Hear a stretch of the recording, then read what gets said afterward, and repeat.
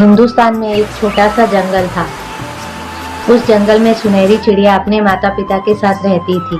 सुनहरी की माँ टूनी चिड़िया रंग बिरंगी सुंदर सुंदर चूड़ियां बेचा करती थी और उसके पिता बंटी कबूतर मजदूरी करते थे। एक दिन की बात है, सुनहरी चिड़िया की मौसी टुनटुनी चिड़िया उसके घर आती है। टोनी दीदी, आपने मुझे सुनहरी बिटिया के लिए अच्छा रिश्ता बताने के लिए बोला था ना। मुझे एक बहुत अच्छा रिश्ता मिला है।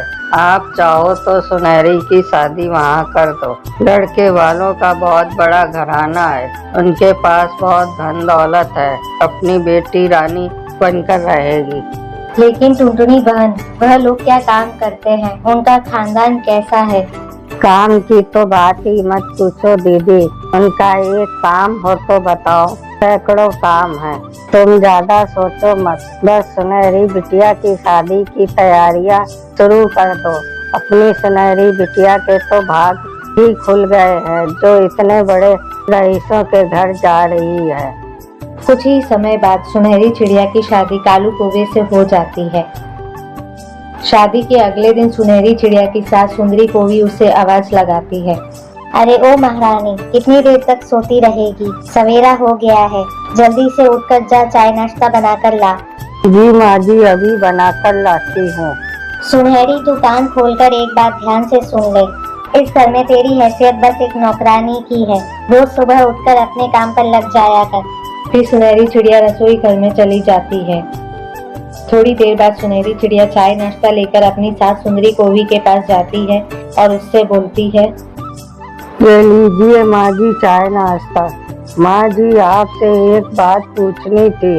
कालू जी कल रात से घर पर नहीं है, क्या वह आपको कुछ बता कर गए हैं? तुझे उससे क्या मतलब है? मेरा बेटा मॉडर्न है, मना रहा होगा कहीं अपने दोस्तों के साथ पार्टी। तुझे उसकी चिंता करने की कोई जरूरत नहीं है। जब उसकी मर्जी होगी वह अपने आप घर आ जाएगा। उसकी चिंता करने के लिए अभी मैं जिंदा हूँ। माँ जी, आप कैसी बातें कर रही हैं? मैं उनकी पत्नी हूँ। उनकी चिंता करने का हक तो मुझे भी है। कल ही तो तू ब्याह कर इस घर में आई है और अभी से इतने सवाल जवाब कर रही है। मेरे बेटे की चिंता करने की तुझे कोई जरूरत नहीं है। अब जाकर घर के बाकी बचे हुए काम। अपनी सास की कड़वी बातें सुनकर सुनहरी चिड़िया बहुत दुखी हो जाती है और फिर वह घर के बचे काम निपटाने के लिए वहां से चली जाती है। ऐसे ही पूरा दिन बीत जाता है। रात के समय कालू कौवा शराब के नशे में धुत घर लौटता है। कालू कौवे को इस हालत में देखकर सुनहरी चिड़िया उससे बोलती है, ये क्या कालू जी, आपने शराब पी रखी है। आपके मुंह से बहुत गंदी बदबू आ रही है। माँ, किस जवाब से आपने मेरी शादी करवा दी है? क्यों रे करमजली, तू मेरे बेटे से इस तरह से बात करेगी? तुझे मैंने कितनी बार समझाया है कि तू इस घर की एक नौकरानी से बढ़कर और कुछ भी नहीं है। चल अब हट यहाँ से, मैं अपने बेटे को उससे कमरे में ले जाती हूँ। हे भगवान, ये सब मैं क्या देख रही हूँ? इतने बड़े रईस खानदान में मेरी शादी हुई है। ये सोचकर मैं हंसूं या अपने शराबी पति को देखकर रोऊं? ऐसे घर में अब मैं एक पल भी नहीं रह सकती हूँ। कल ही मैं अपने माँ पिताजी के पास चली जाऊंगी। अगले दिन सुबह सुबह ही सुनहरी चिड़िया अपने मायके लौट आती है और घर आकर सारी बात वह अपने माता पिता को बताती है। उसकी बातें सुनकर उसकी माँ उससे बोलती है, सुनहरी बिटिया, अब तेरी शादी हो चुकी है। जैसा भी है अब वही तेरा घर है।